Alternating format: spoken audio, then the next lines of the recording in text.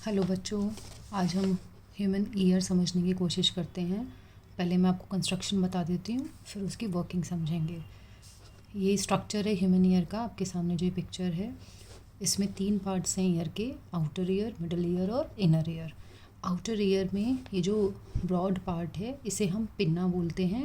ये 2 से 3 सेंटीमीटर का होता है। और ये जो पैसेज है, इसे हम बोलते हैं ईयर कैनाल। अब ये जो पैसेज है, ये कनेक्टेड होता है ईयर ड्रम से। ये जो ईयर ड्रम है, this is a thin elastic circular membrane. इसको हम टिम्पैनिक मेम्ब्रेन या टिम्पैनम भी बोलते हैं। अब हमारा आउटर ईयर मिडिल ईयर से कनेक्टेड है with these 3 tiny ear bones. ये पतली और बहुत ही डेलिकेट स्मॉल ईयर बोन्स होती हैं। इन्हें हम कहते हैं हैमर, एनविल और स्टरअप।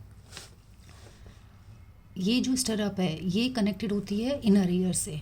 और ये इनर ईयर जो हमारा है, पूरा का पूरा फिल्ड होता है लिक्विड से। ये किससे कनेक्टेड होता है? स्टरअप इनर ईयर से कनेक्टेड है थ्रू दिस ओवल विंडो। और यहाँ ये जो आपको दिखाई दे रही है, इसे हम यू कैन सी दिस कि कॉइल्ड ट्यूब है हमारी पूरी की पूरी। इस कॉइल्ड ट्यूब को हम बोलते हैं cochlea. And this cochlea is filled with liquid.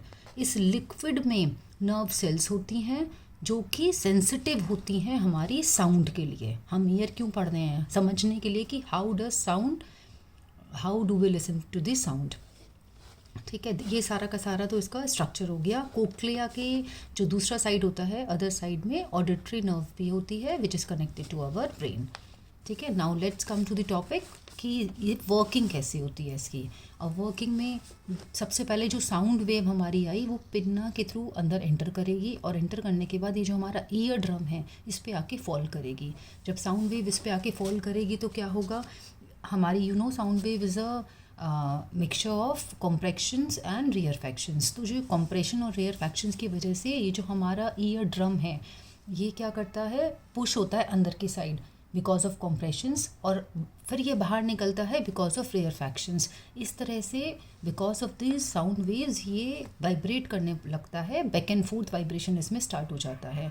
और ये जो वाइब्रेशन स्टार्ट होता है बैक एंड फोर्थ, ये सारा का सारा वाइब्रेशन शिफ्ट हो जाता है कहाँ पे? हमारे इन 3 टाइनी ईयर बोन्स में, हैमर, एनविल और स्टिरअप। तो पहले पास होगा हैमर के पास ये वाइब्रेशंस, फिर एनविल के पास, फिर स्टिरअप के पास। और स्टिरअप क्या करती हैं? सारी की सारी ये जो वाइब्रेशंस थी, जो साउंड की वजह से हुई थी, वो सारी की सारी पास कर देती है यहाँ कोक्लिया में। और कोक्लिया में हमने देखा, ये you can see this liquid है यहाँ पे भरा हुआ। ये लिक्विड वाइब्रेट करने लगता है। और जब ये लिक्विड वाइब्रेट करने लगता है तो ये जो नर्व सेल्स हैं यहाँ पे, मैंने आपको बताया था कि कोक्लिया में नर्व सेल्स होती हैं। तो ये नर्व सेल्स सारे के सारी, इनमें इलेक्ट्रिकल इम्पल्सेस क्रिएट हो जाते हैं। और ये सारे के सारे इलेक्ट्रिकल इम्पल्सेस इस ऑडिटरी नर्व के थ्रू हमारे ब्रेन तक ये इन्फॉर्मेशन पहुंचा देते हैं कि sound, you can hear that sound, कि ये साउंड है, and you can sense that sound. तो in this way this is the working of human ear. अब इसमें एक बहुत इंपॉर्टेंट बात रह गई अबाउट दिस मिडिल ईयर। ये जो मिडिल ईयर है, इसका काम है साउंड को एम्पलीफाई करना। जो भी साउंड हमारे पास यहाँ आ रही है, उसको मोर देन 20 टाइम्स एम्पलीफाई करता है। ये जो छोटी सी 3 टाइनी ईयर बोन्स हैं, ये उसको एम्पलीफाई करती हैं, और तब जाके हमारा ब्रेन उसको एनालाइज कर पाता है।